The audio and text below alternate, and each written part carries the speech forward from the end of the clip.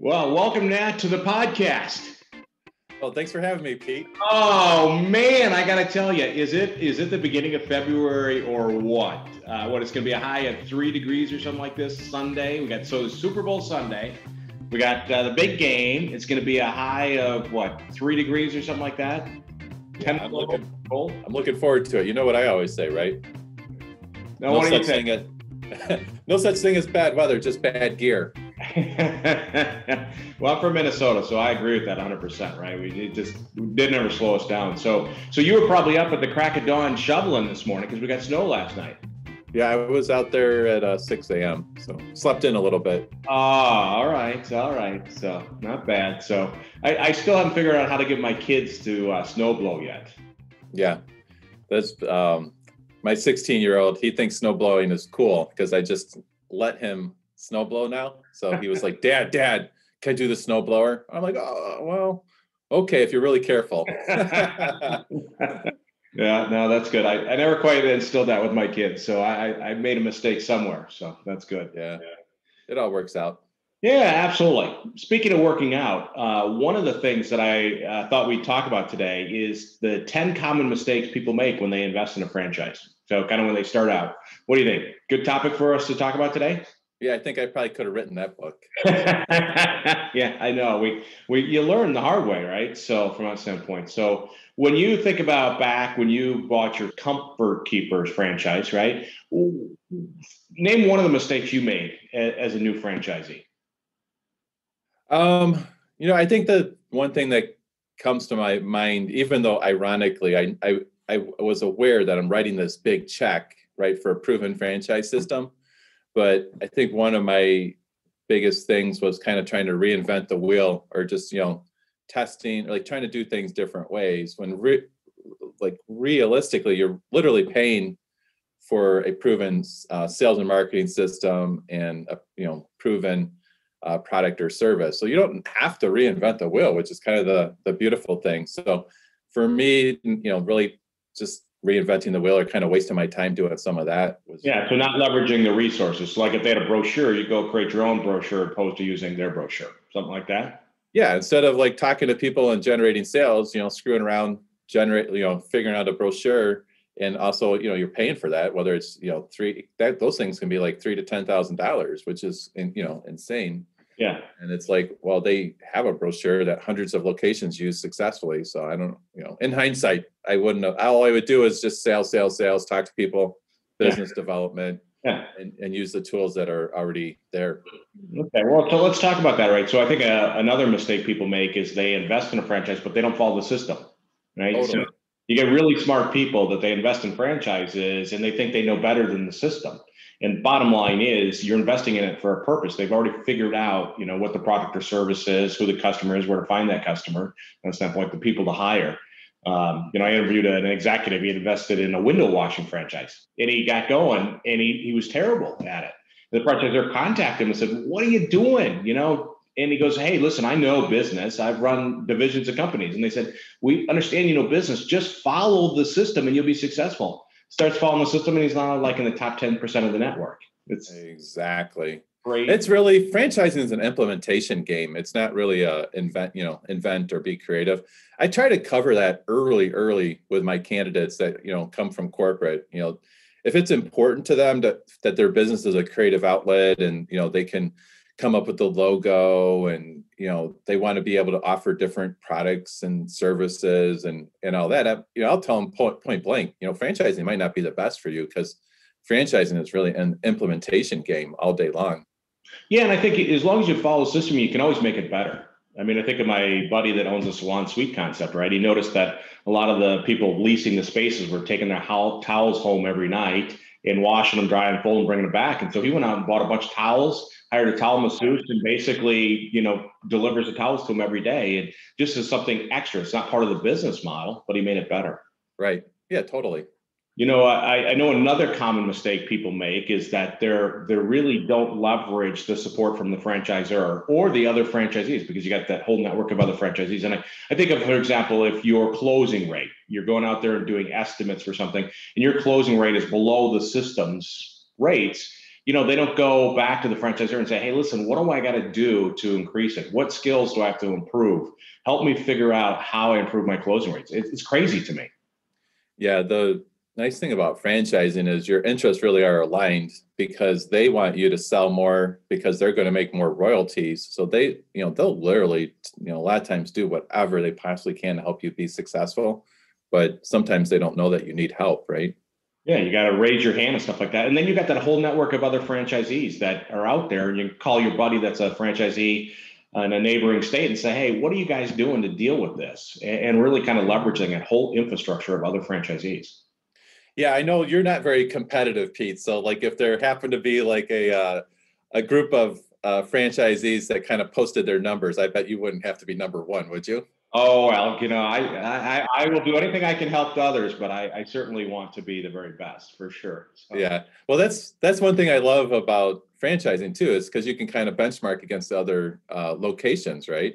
Everybody's pretty much has the same territory, right? Based on whatever the demographics are, and so if you can be chasing the number one guy, and hopefully you get there, right, as the new guy. Yeah, absolutely. I mean, and the nice thing is you've got a lot of data, right, by comparison.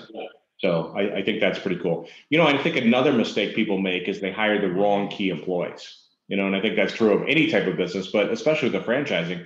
If you pick the wrong people, that can be very painful. I am totally guilty of that too. And kind of in tandem with that, I'm guilty of cheaping out.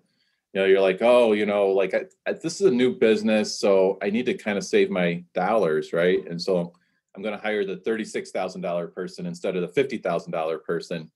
And then three $36,000 people later, you're like, I should have just hired the damn $50,000 person, and I probably would have had twice the revenues and a lot less heartache, because it takes so much time to onboard new people at the administrative level. Yeah, I think it's wise to spend extra time picking the right person from that standpoint, because it comes back in spades for you when you pick the right person.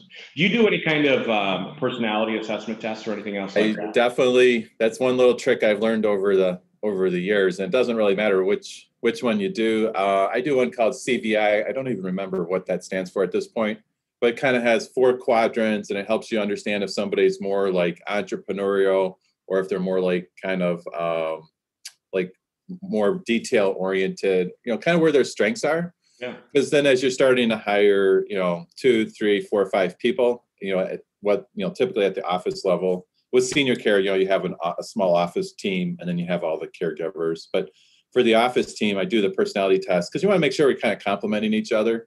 That way you don't drive each other quite as crazy. They talk a little bit about that in the book Traction, right? About having the right compatibility amongst your team.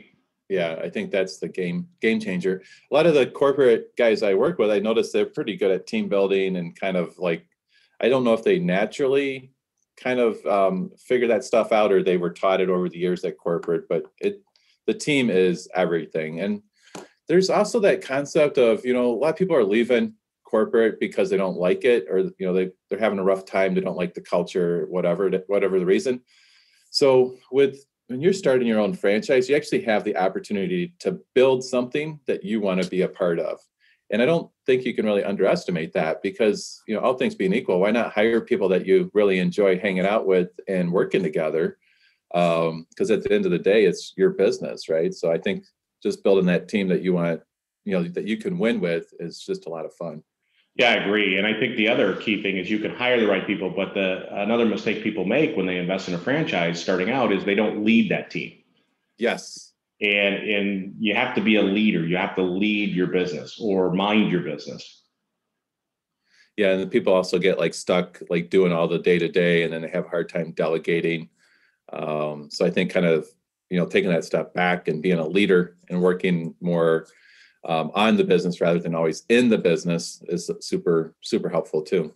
Yeah. So I think about like that whole idea of working on the business opposed to in the business. I think of a guy that essentially had gone and invested in it was a junk removal franchise, right? And he invested in this junk removal franchise.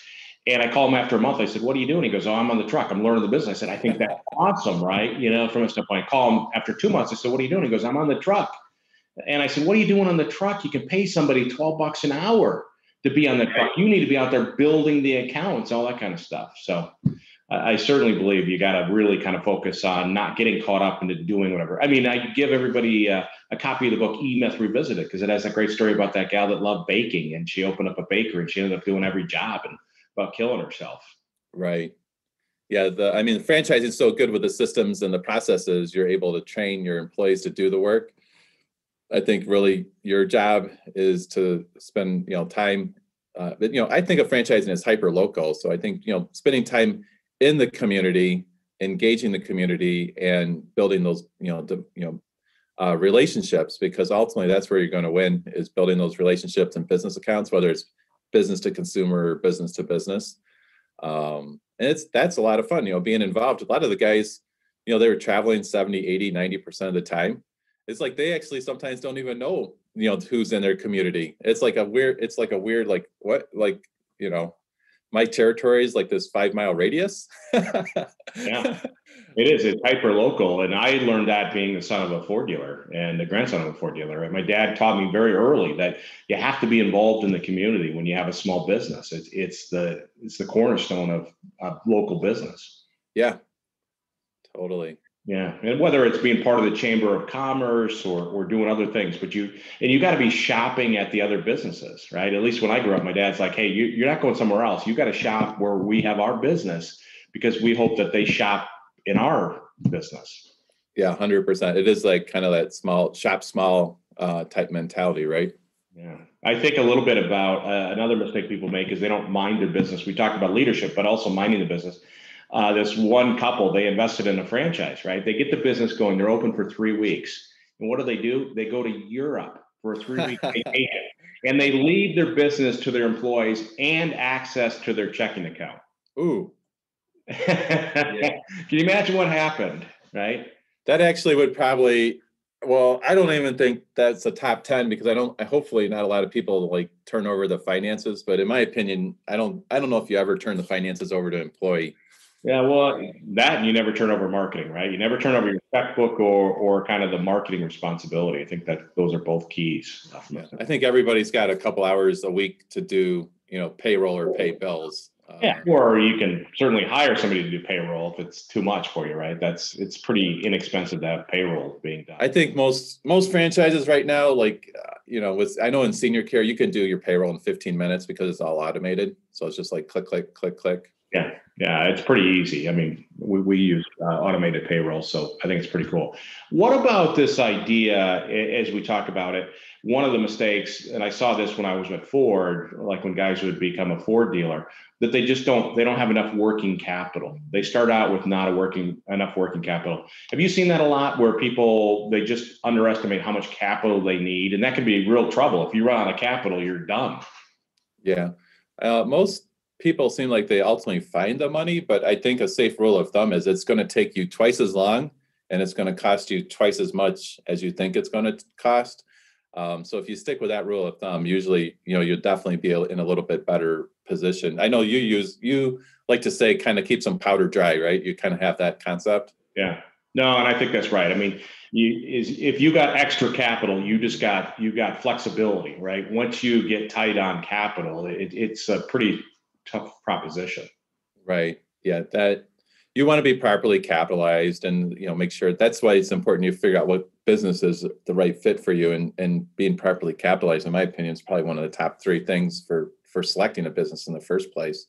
Yeah, absolutely. And I think one of the other things that you see when people start out is they try to grow too fast and they add infrastructure. Think of trucks or locations or people before they need it. Right. So maybe I've got a junk rule franchise and I got one truck, but it's not to capacity yet. And I go get a second truck. I've got that cost, but I don't have enough volume to put through that truck. Right. So sometimes you can use your working capital too fast from standpoint of building that growth before it's ready. I totally agree. I think that made me think of something that can be a game changer for people. It's really to pay yourself first. So, whatever, you're going to build your pro forma, but make sure you put in there that, what you're going to pay yourself and your family. I know people, that never prioritize, their own income, and ironically, they end up just working for everybody else, and it's like a pass through. So, like you said, instead of, be careful not to add capacity or trucks or things until you really need it.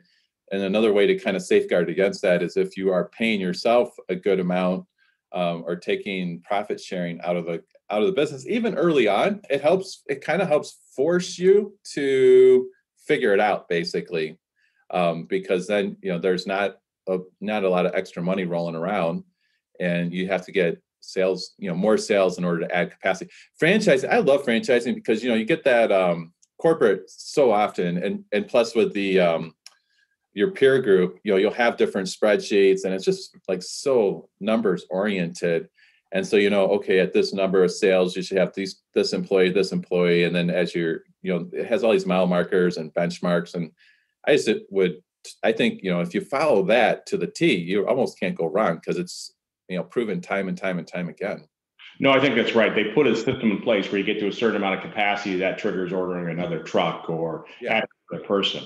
But sometimes your ego gets in the way, right? You want that second truck. You want to be able to say, hey, I got 2 trucks. And so sometimes you can be a little bit too much too soon. I do think that is probably one of the top 10. So you have to be careful. Yeah, absolutely. So again, you kind of talked about not reinventing the wheel, leveraging those resources. So I think that's another one where people, they spend money where they don't need to spend money, whether it's coming up with that brochure or things like that. I mean, I think that's a big deal. I have had a guy that bought a CertaPro painters, and I have so much respect for him. A lot of guys would go out and buy like the $70,000 truck, right, and put like, the wrapper on it, and everything. I thought it was genius. He went and bought it was like a Jeep Wrangler, and it was like 10 years old, and wrapped it up, and it was like, not even $5,000. And I'm like, it's kind of like has this vintage vibe, right? It's but it's like, talk about, because all that upfront overhead, kind of, it takes you that much longer to get to break even and profitability. So I think being smart, squeezing the nickels. If you have a retail, like, you don't have to do like the flagship.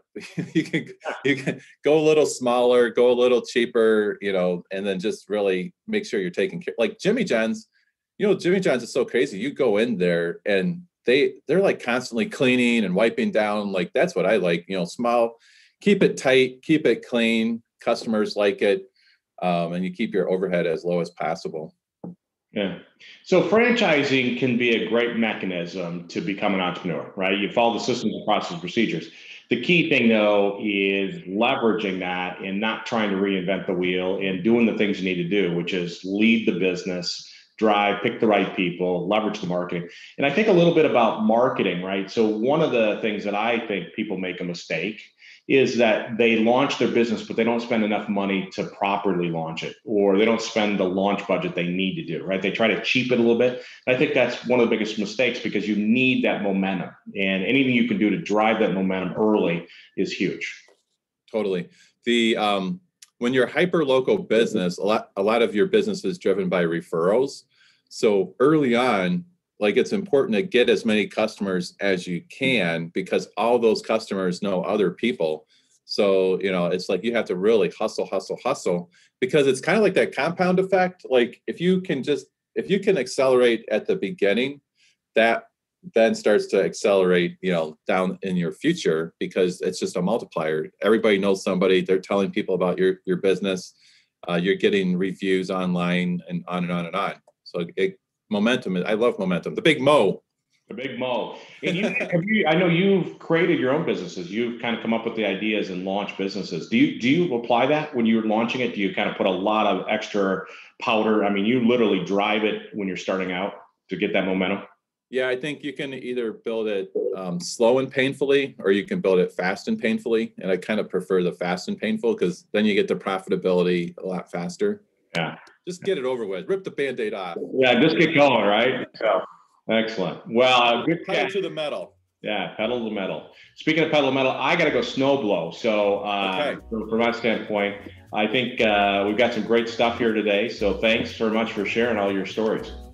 All right. Well, have an awesome rest of the day. All right. Thanks for listening to the Hire Yourself podcast. For more resources, check out our website at hireyourself.com. And remember to subscribe to this podcast to receive each episode. Please leave us a rating, and we'd love to hear your feedback or suggestions for topics.